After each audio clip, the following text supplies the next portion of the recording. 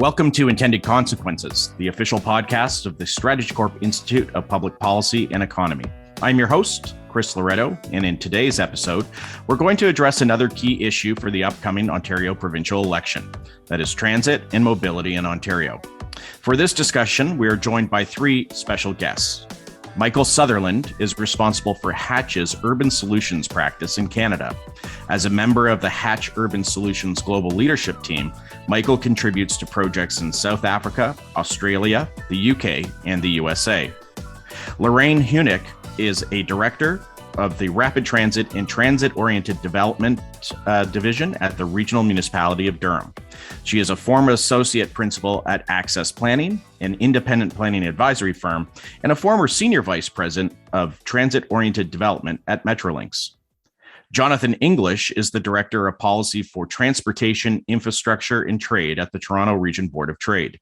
He has a doctorate in urban planning from Columbia University, with research examining suburban transit policy and the relationship between transit service levels and transit demand from a historical perspective. So in this election, transit and transportation infrastructure is shaping up to be a major issue, particularly around highway infrastructure. You have the debate between the governing Tories who want to build the Highway 413 and then the two main opposition parties who are against it. And then you all have a variation of new transit plans, whether that's actual physical transit expansion or things to attract Ontarians to actually take transit coming out of COVID. It always seems that when you look at Ontario's history and making decisions around what to build and what not to build, it gets inherently political. And there are those that say we need to keep the politics out of it and just go with the science and what the data and evidence tells us makes sense in terms of building out our transit and transportation networks.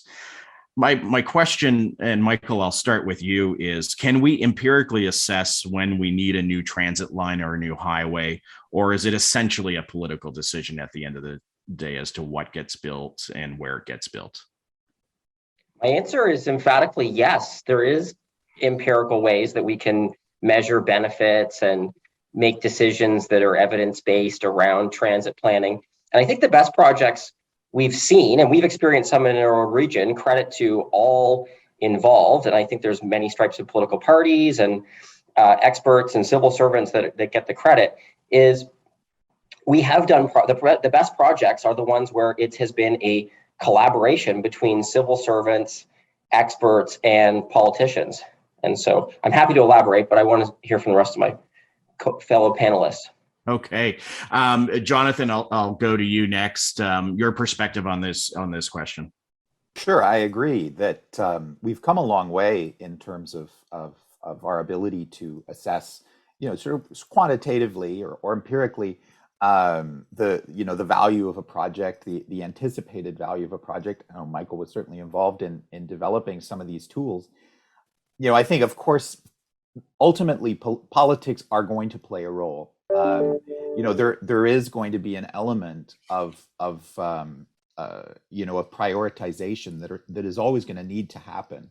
Budgets are limited, and that is ultimately a political question. So politics will always play a role. I think we have a great set of tools now to make more informed political decisions than maybe we did in the past.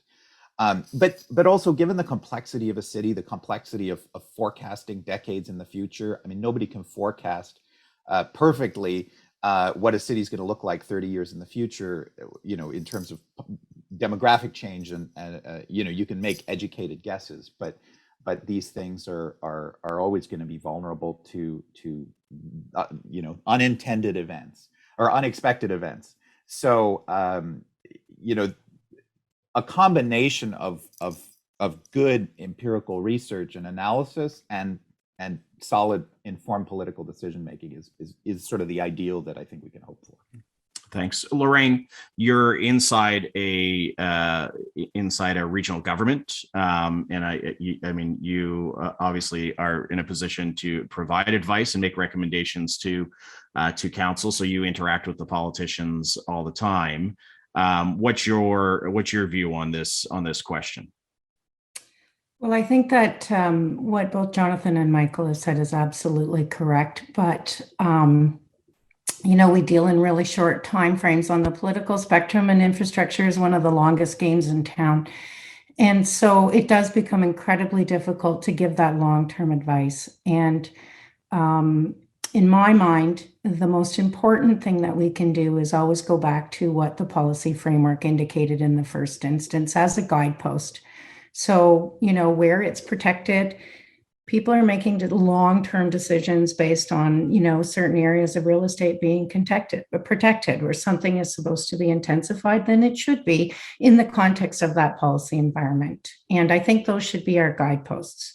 None of us could anticipate or really know yet, for example, what will the nature of work be post-pandemic, and how will we all move around? We are making incredibly important and very expensive infrastructure decisions in the context of that uncertainty. So back to Jonathan's point, it's not always easy to know, but you've got to, do your best, leave it up to your decision makers in the context, I think, of that policy environment. Great. So, Michael, you wanted to elaborate a bit on this. Where have you observed a secret sauce having been created, where there's been the right balance between, the evidence and the science and political decision making? Well, I'd have to go to the GO expansion program, or known to many of us as GO Regional Express Rail. I mean, that was just a great example where big, complicated, visionary program, step change in infrastructure, something that had really been never done in Canada before, in terms of technology and service improvement on a brownfield existing asset like the GO rail system. And I think we were helped by it was complicated. It was actually so complicated that it wasn't as simple as, just moving the line or taking one station off and putting it over here, like you see with some other transit projects. And so in a way, the only way to do it was to use some evidence. And we had political interest at both the province, which was really critical, but also the municipal level. GO Transit could do something inside the 416, because prior to that, GO trains were really for suburbanites to commute in and not for 416ers. And so now we have this, view that, and I think this is consensus, that regional rail is for everybody. I mean, it fills an amazing gap in the transit network. It goes where subways don't. It travels distances faster, but it also allows infill in some really strategic locations. A number of new stations are going to unlock all kinds of density. And it operates at the scale of the region. So it was also very convenient that it happened to align pretty well politically. I mean, it covers a lot of territory, a lot of ridings, but the program was defined by evidence, and it is now. I mean, I think John, you said it. It's the centerpiece of this amazing transit expansion program that we have going on right now, that has been embraced by political parties of all stripes. So, I'll point to GO-RER. Yeah, and it is. Lorraine brought up the political cycles. They're 4 years, but there was enough continuity, I guess, between 2011 and 2018, and enough convergence between all levels of government, quite frankly, to make GO-RER actually happen. If there had been a change in Ontario government, say in 11 or even 14, it's questionable as to whether or not we would be talking about GO-RER, or at least the scope of it today. And then even around the Ontario line, there seemed to be this, just this magical point of, convergence of particularly political interests across all three levels of government that happened to get that project to where it is today.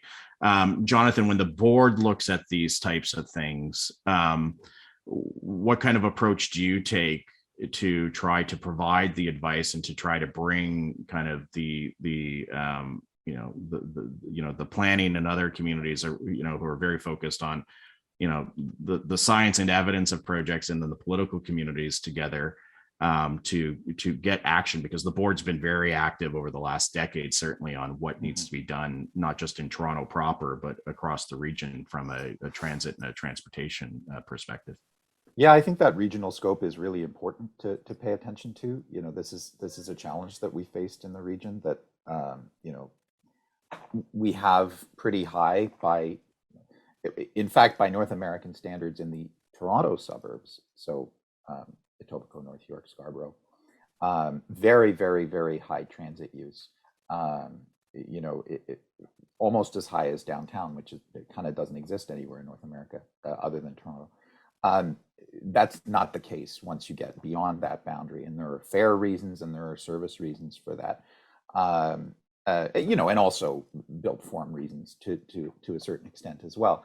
And you know, we haven't built the level of infrastructure in the past beyond you know, the current city of Toronto, and built up the service, and that's something that we've been really trying to focus on. You know, I think highlighting some of the I've lived in a number of places, and there's no place that talks about transit. I find, you know, it's really quite striking, as much as Toronto, but so much of the discussion, there's, you know, more heat than light, arguing over technology choices, so much of that. And we've been really trying to focus on other areas that haven't, you know, been where there has been a lot of discussion in the past. Stuff like RER. I think RER in many ways was helped by the fact that it wasn't a contentious technology or something like that in the same way. So you know, it could just sort of advance. Fare integration has been something that we've been really focused on, and I think is very much a missing ingredient to transit in this region. You know, if you look around the world, most of the cities, not all, but most of the cities have a really comprehensively integrated fare structure. And then also the local service, you know, that's been the ingredient to making transit successful in Toronto. Toronto does not have the biggest subway network, and we all know that. But in North America, Toronto has the busiest subway network per kilometer. And the reason for that is that most of the people aren't walking in, which limits the number of people that can use it. They're coming in by bus because the buses are frequent and the connections are easy.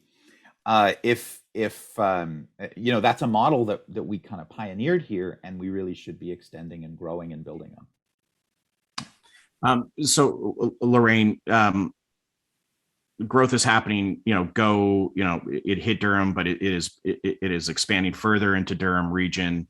And with that comes, you know, there's been real movement around this concept of transit-oriented development or transit-oriented communities as these big investments are being made and these projects are getting underway. You used to have responsibility at Metrolinx for transit-oriented development. First off, just share with our listeners, what is transit-oriented development? And then, you know, what has been the state of play, and what is the state of play going forward around that? Sure. So in a nutshell, transit-oriented development is a lot of common sense. You've spent a lot of money putting some transit service in an area, and you want to intensify the development around that service, and you want to capitalize on it.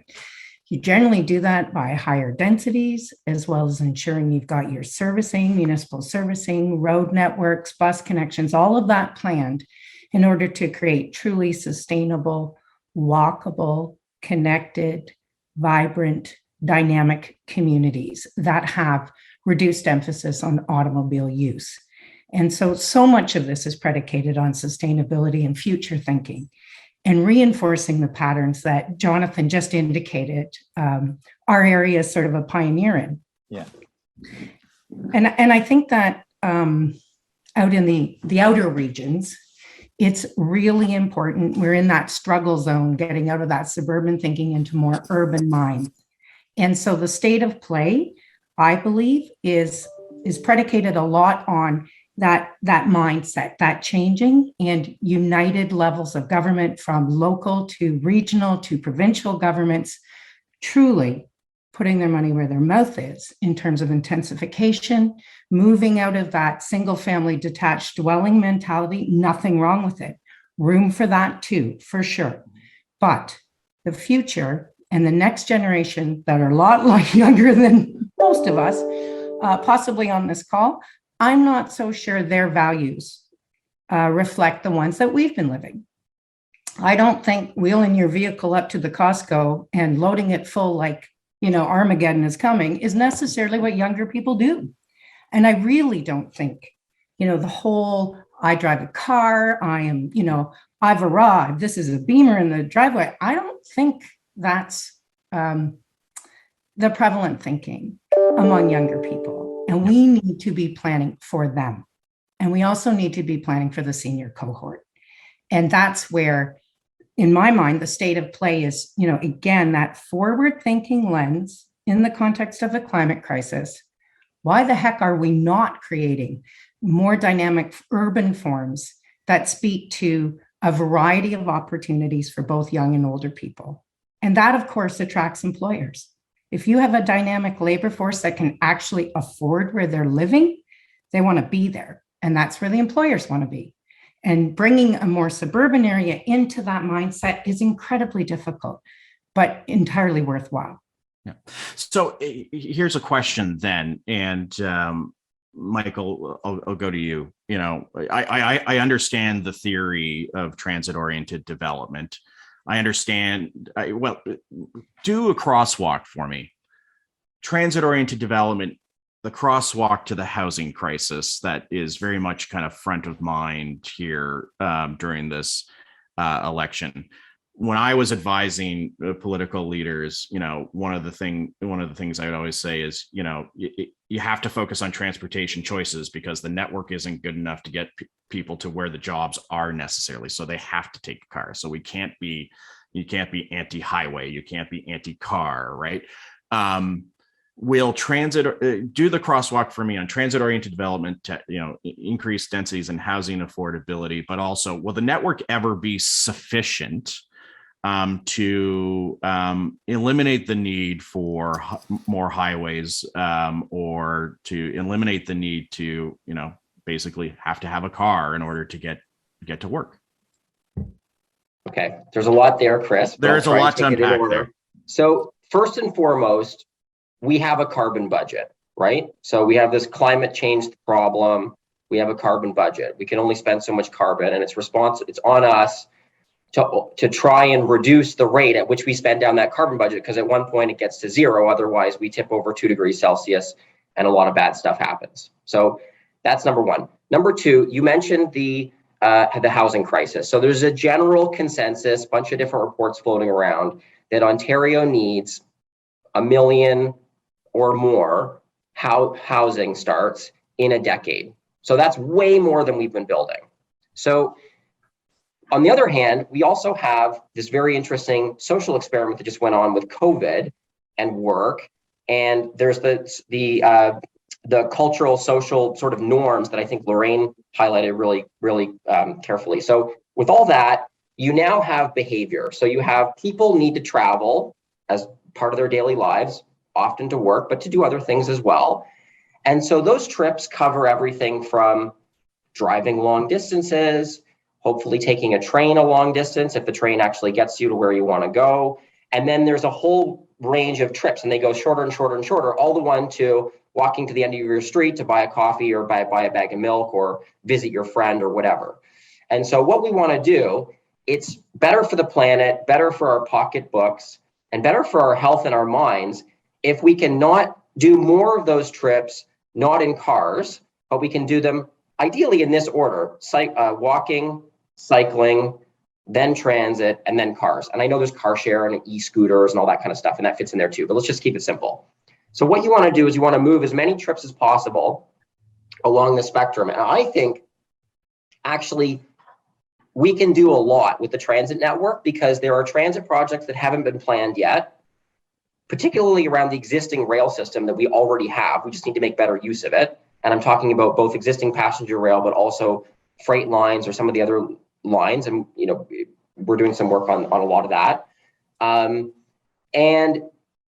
This comes back to what Lorraine was saying, which is that clustering, you'll hear a lot about 15-minute cities. 15-minute cities is a lot like TOD and TOC. if you can do more of your life in a 15-minute radii, you don't need a lot of lane kilometers of road network because everything's closer. Well, wouldn't that be convenient if everything was closer, if I didn't have to get in a car to drop my kids off at daycare, for example? So I think if with all the, we have the fortune of amazing growth. We live in an amazing place. Lots of people are moving here. We can use that growth to shape our infrastructure and our housing. And so and along with that, there is an evolution. There's a huge evolution underway in the retail and commercial space. So we have a lot of roads. They will continue to be busy. But I think if you improve where housing is located, a la TOD and TOC, and we should talk about some challenges around the current TOC program. Mm-hmm.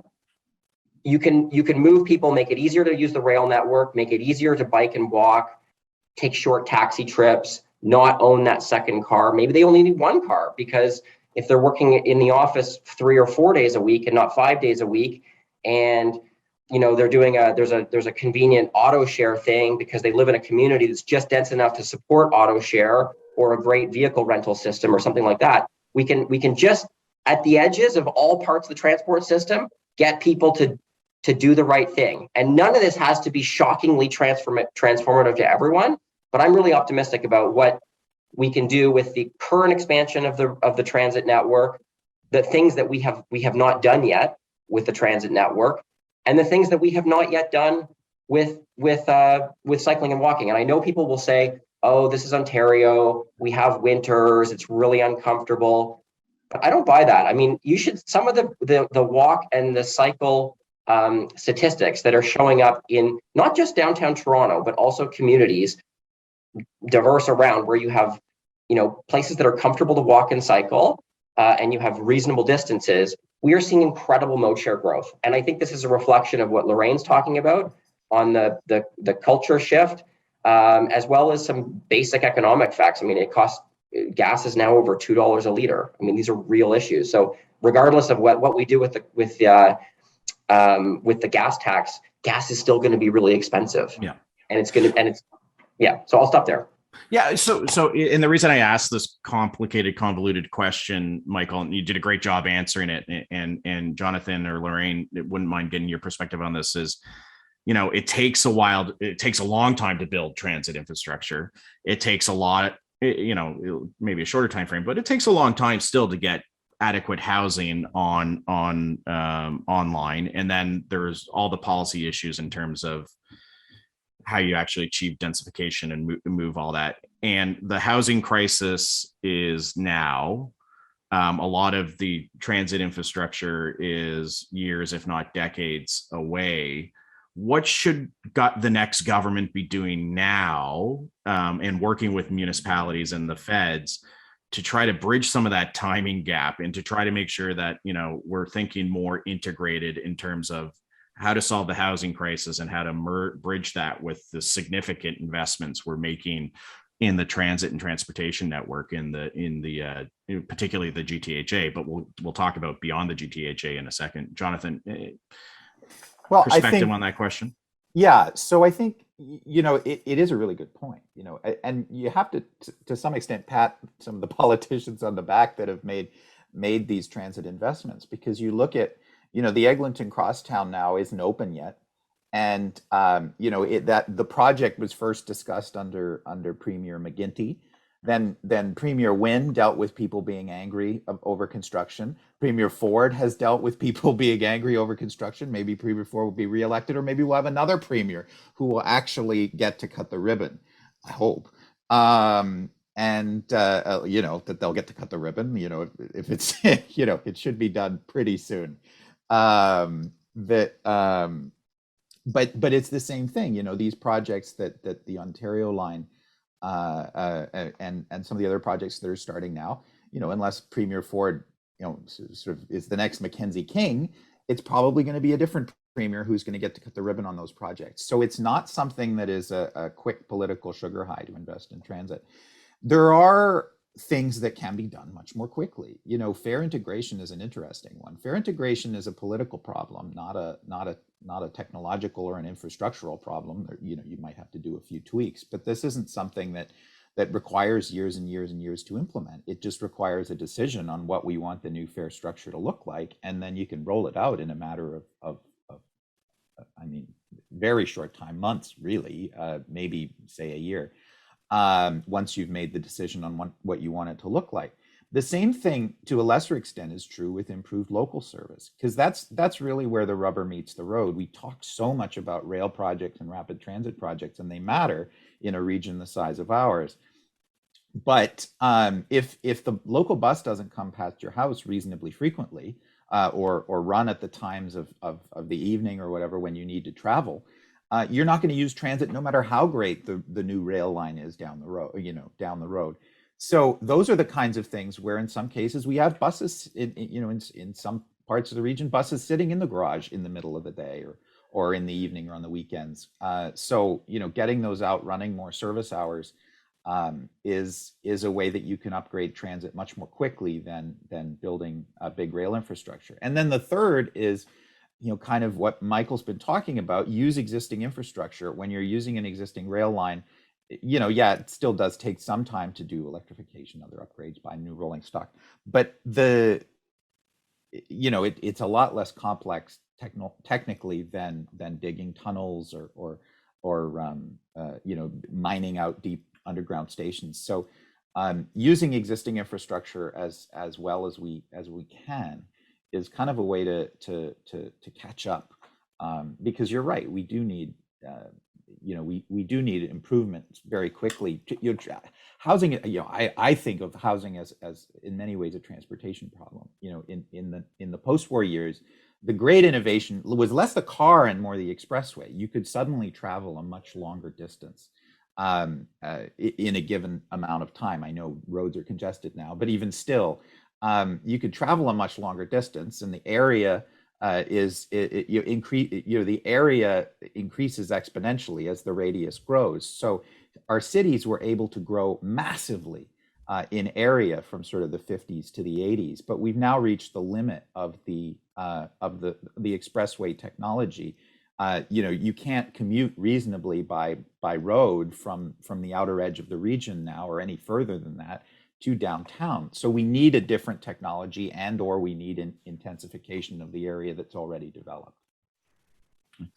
Lorraine, being in a regional government, how are you looking at the transportation opportunities and the housing needs? I mean, you're obviously a fast growing region as well, in creating an equation that makes sense in terms of how you use one to leverage the other, or how you make sure that they just both kind of grow in tandem so that you get smart communities out of it at the end of the day that work for people. I'll say Durham's been doing a great job of upgrading transit even through the pandemic. Thank you. Lorraine will send you the checks in the mail, I think. Yeah. Right on. Thanks, Jonathan. No, honestly, the Durham Region Transit folks have had a keen eye on, the challenges throughout the pandemic, and have continued to work, I think, quite innovatively in terms of continuing to attract the commuter, and recognizing throughout the pandemic there are those who needed to continue to commute, and then catering to that cohort, and the folks, putting the food on the shelves and getting to the hospitals and taking care of the rest of us. And so continuing on from that kind of thinking, like any other region, we're certainly struggling with the affordability issue, fastest growing region in the entire GTA in 2020, I think it was. A lot of housing supply doesn't necessarily make it affordable. So there's that whole piece that the region is also struggling with, as every other region should be, with a housing corporation. And there's a lot of effort, and I'm quite grateful for a lot of unity between the region and the local municipalities about the need to have a more holistic look at our transit-oriented communities, and to push for those housing affordability points by reducing parking, by having greater flexibility in respect of unit size and private open space requirements. And that's not to trade off urban form or to provide a lesser environment, but to recognize that on the private side, developers will work within a set of constraints, given constraints by secondary planner, zoning bylaw, and affordable housing policy, et cetera. They need to understand the rules. You need to be consistent in them, but they're not going to drop the points on their pro forma and reduce their profit in order to say this is going to be great for the community. That's not what they're in business for. So the region is working very hard to recognize that element and then augment through the nonprofit sector, through the housing corp, for true mixed market communities. And I am delighted to say there has been broad support across the region to continue to explore how you integrate those housing forms, recognizing that the private sector does an exceptional job providing market housing, and there are places for government to step in and provide the non-market housing elements that round out communities. And so we're working to try and be really innovative in the context of our really exciting new Bowmanville Go extension, for example. We've got time to do the planning up front. We can think these things through. If we collaborate and cooperate, we're going to be able to put a policy context in place and prepare the other things beyond policy that will allow us to have truly mixed communities and bring that, sort of try to knock that housing crisis issue on the head, both from a supply, but also from an affordability perspective. I think that answered the question. That's a great answer. And Michael, I know you want to respond to that, but I also want to then have you address the next question. So the province has a program on transit-oriented development or communities. I think once upon a time, and I think thinking has evolved on it, but you can correct me if I'm wrong. Once upon a time, at least in the early days when I was working on this way back at the province and at Deloitte, so some 15 years ago, it was seen to be, how do we extract cash out of developers to fund our stations? And I think it's evolved to be, that may be one element of it, but it's really how do we use this to increase densities and create communities around this that actually creates new housing opportunities and mixed housing opportunities for folks. So your response to what Lorraine said, and then tell me a little bit about the program today, how it's evolved, and what some of the challenges are that you might want to see the next government take care of. Chris, you set it up perfectly, and just building on Lorraine's segue there. So I think if a simplistic model or a way to think about, TOC is you've got, all these possible transit-oriented development, 15-minute communities all across the region. And if you had a graph and an axis on the left, you'd have the really big ones on the left, and then there would be a curve that goes down, and you would get smaller and smaller and smaller, but there would be more and more and more of them. So the really big ones, the East Harbors, the Woodbines, the other ones that we all know and love, they've kind of moved ahead, and they're going to happen. I mean, there's still things to be worked out, but I mean, they're in progress, and let's just say they're going to happen. The problem is that the TOC model basically says, just as you said, Chris, the developers must pay, and they need to pay. And if you have one site that's really, really big and has gets a lot of benefit, then that model kind of works. But now with construction escalation, I mean, depending on where you are, your local GO station or subway station is going to start at about $150 million, and it goes up from there, give or take. So no site that can't support $150 million right off the top is no longer in. So go back to my graph. How many of those 15-minute communities are now no longer in the running to be communities? Now, there's all the communities which are around existing stations. So I don't want to discount the fact that there's a lot of good things happening around the existing network that we already have. But if we're thinking about 10 years into the future, when we're going to continue to need to build housing and we need new transit to support that housing, that's kind of the world that we're talking about right now. And so the TOC program needs to evolve very much along the lines of what Lorraine was talking about in Durham into more partnership models. Now, the thing is the more complicated the deal, the harder it is, and you will get private sector players, some who are sophisticated and are willing to go the distance because it's in their interest to do so. But there are others who will just say, that's too hard, I'm not interested. And they run away screaming because there's effectively red tape. So I know that there's been, sometimes politicians talk about cutting red tape, but in effect, these partnership deals, many of which should happen, are kind of analogous to red tape, and that's okay. And I think as the market matures and as we do more of these deals, there will be more of an appetite to do more sophisticated kind of, financing and partnerships. But it's on, we need more people like Lorraine, I would say, who work really, really well on the public sector and can be really good partners and help us get over. I mean, when we did the very first deal, I'll say CIBC Square was probably the first one. I mean, we had no track record. I mean, Ivanhoe Cambridge and Hines, to their credit, had to really see the benefit. They were patient. They're a sophisticated outfit, and they stuck with it. And we did the deal. And I now, knowing what I now know from doing a lot more of these deals, there are not a lot of private sector entities that would have stuck around as long as they did to do the deal. Now, thank goodness they did, because I think CIBC Square is an amazing project, and it's phase 2 is now under construction. But I think the key thing is the TOC program needs to evolve, and the market is evolving, but there's an evolution for TOC as a policy sort of direction to evolve as well.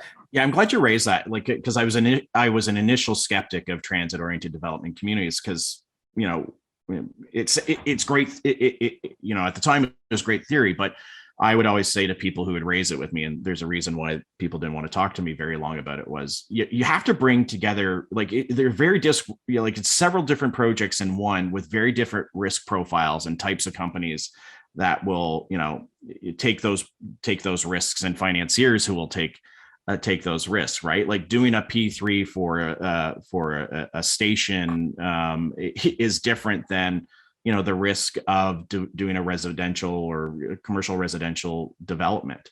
And so you're right. I think there's a limitation in the market in terms of firms that are patient enough or skilled and have somehow figured out to bring all these different risk appetites together to figure out a logical project model.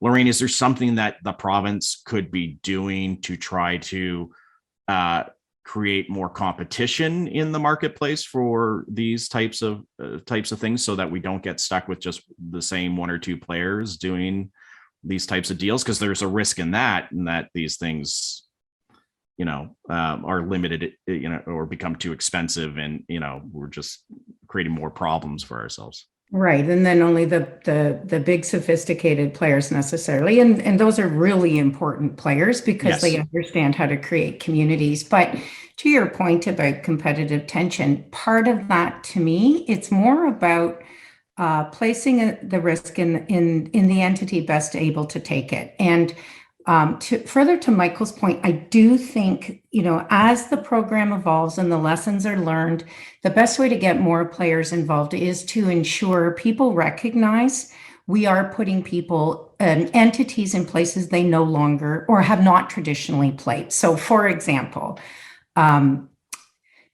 a government agency now must extend its hand as a strong commercial partner. That's not a normal place for an agency to be. A real estate developer must now understand infrastructure. That is not a typical place for a real estate developer to be. A municipality at the regional level, only having powers over certain items, and zoning is not one of them, must now be able to be in a place to say, I'd like to help coordinate this a little bit more. Not a typical place for a region to be. So aligning those things a little bit closer to your natural space is important. Recognizing that every entity can go outside of its comfort zone and learn new skills. There's going to be a variety of responses that are going to increase the number of individuals who can participate in this. And that would be an alternative, I think, to ensuring more competitive tension. Having said that, I do think once, this program is growing at a fast rate, there's lots of experience happening. I do think we're going to be in a place to see even more innovative approaches to this by taking better advantage of the existing financial tools that we have available to us. Our program is is very simple, which is good because real estate developers like simple. But I do think there are a whole host of tools sitting inside of our tool chest that we're not yet utilizing. And then the other thing that I think is a little bit an area where we need to continue to grow is the entire concept that the real estate that the province owns is the taxpayers' real estate. and we have a housing crisis. And so, like many other TOD programs in Canada and outside of Canada, there's a recognition that that real estate owned by the taxpayer, it's probably not a bad idea to toss some housing objectives into that overall program, given who paid for the real estate in the first place. And so I do think there's an opportunity to continue to advance the affordable housing discussion in the context of government-owned real estate while advancing the concept of benefit or pays. It's complicated. And if it wasn't, we wouldn't be having a podcast about it. But people talk a lot about, that place where land use and transportation planning meet. Yes, that's where we're at. And it's actually really hard. And that's why, a continuous improvement model that Michael's talking about absolutely makes sense. But having those guideposts and looking at other TOD programs, there are some other elements that, I'd say TransLink uses more of the tools in the tool chest than we do here, and we should probably be looking at that. Other entities recognize, this was real estate paid for by the taxpayer. Maybe we should be, beefing up the housing opportunity. And I think this current Ontario is starting to respond to that. And I think that's fantastic and the direction we should be going in. Chris, can I jump in with 2 quick points? I can't resist. Sure. So number one, the province, you asked what the province could do more of. Number one, the province could help itself by not building hospitals and other urban infrastructure or, urban community infrastructure away from transit and nodes. So that's number one. Number two, I know there's been a lot of interest on the part of both municipal and provincial governments to say, we have all this land, we can put this towards affordable housing. But the easier pieces of land usually go first, and they're the ones in the wrong place. The ones that the province should be putting up for development is the GO station parking lots next to the train stations, for example. I mean, they're harder to do. There's a big parking challenge, but get on with it and make that and release that to the market in a clever way that encourages the right kind of planning and development. Yeah. So I'm going to get Jonathan in here, Lorraine, and then I'll and this will be one of our longer podcasts, but one of our better, because I find this fascinating. Jonathan, your perspective on this, and I know in your doctorate studies you looked at suburban transit policy in particular. And I sit 500 meters away from a GO station here where I'm recording at my home in Streetsville. And I look at that parking lot and I say, there's no reason why we still couldn't have the parking, but we could have air rights and build on top of that, housing that would make sense, for the community. Wouldn't be that off-putting, I think, to the neighborhood. In your research, what have you found about, the relationship between transit and the types of communities we can build? Obviously, it's critical, and we're starting to take these steps here. You look not that far from Streetsville, Port Credit GO station. Now there's the signs up for 2 towers to be built on the parking lot. So we're starting to see some of these things happen. I think going back, Toronto is an interesting case because a lot of textbooks from not Canadian ones but international ones have pictures of St. Clair Station and Yonge and Eglinton and the towers sort of sprouting up at those stations, and we didn't really continue that model. North York Centre is an important exception, but at some of the other stations, York Mills, for example, we didn't see the same kind of development that we saw at those initial Yonge Line stations or along Bloor and Danforth. So even starting in the 1970s, we kind of lost that.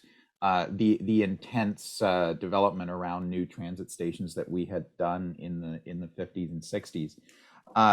So it's interesting that Toronto is still, or at least until recently, was still pointed to as a model from those. But you're absolutely right that there's a lot of potential for development. There's a lot of government-owned land around so many stations around the region.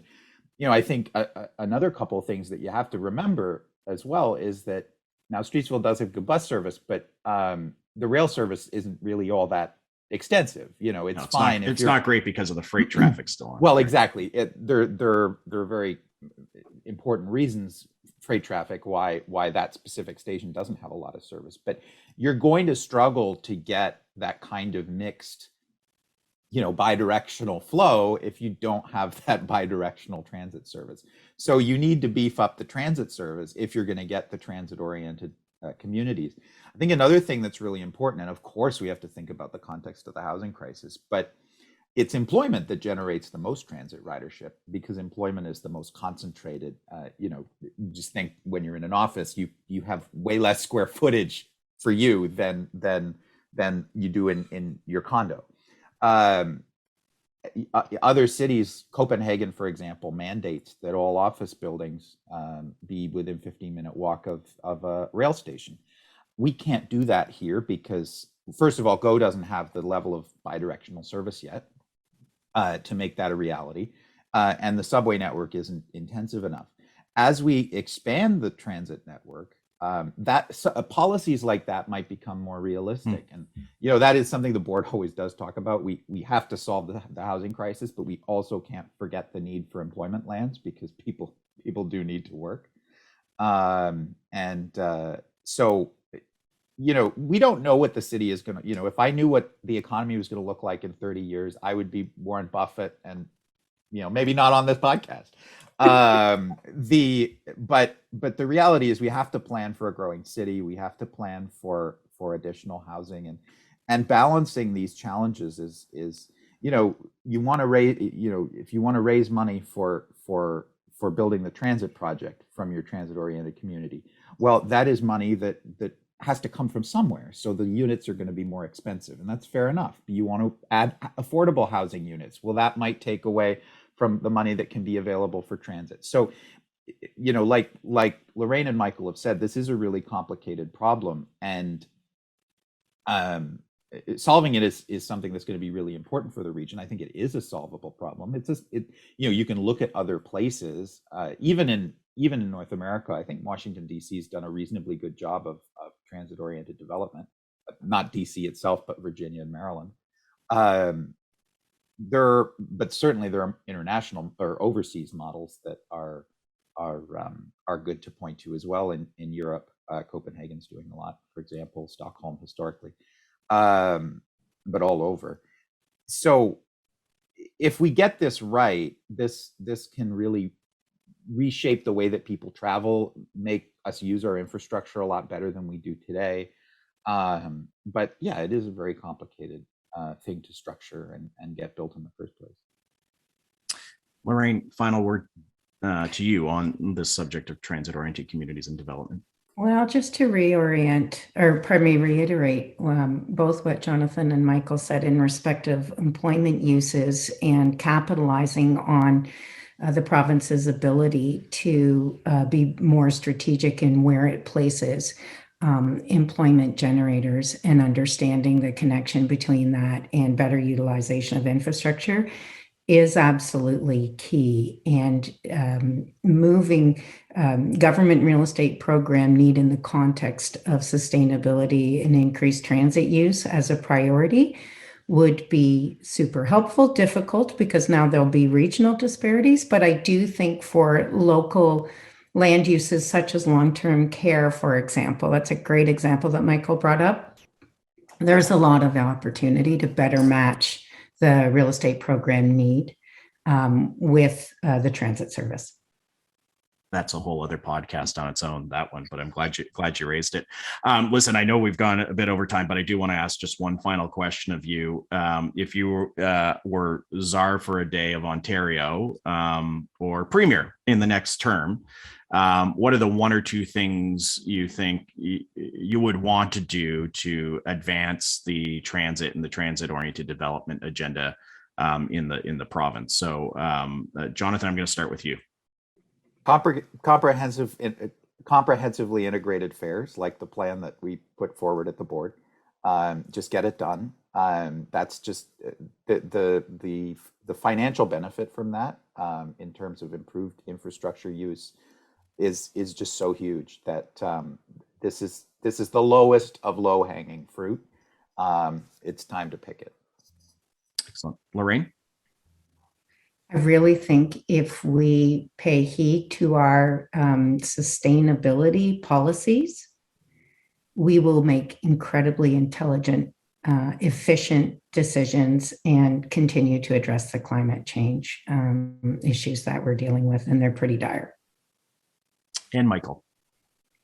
I would say next generation regional rail. There's a whole basket of projects to build on the amazing core RER program that's going on.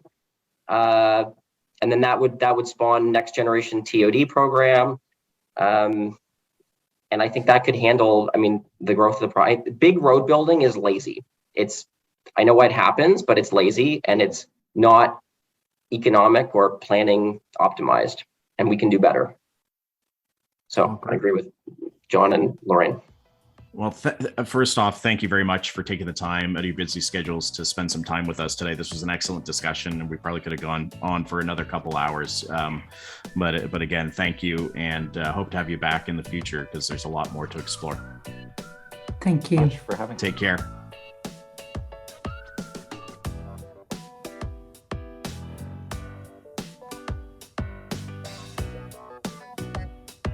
Thank you for listening to Intended Consequences, the official podcast of the StrategyCorp Institute of Public Policy and Economy. The views expressed during this podcast are not necessarily the views of StrategyCorp. All rights for this episode are reserved, and the guests on this podcast might be current or past clients of StrategyCorp. To find out more about the Institute and to subscribe to our written material or to find past episodes of the podcast, please visit our website at www.strategycorp.com/institute. Until next time, I'm Chris Loreto.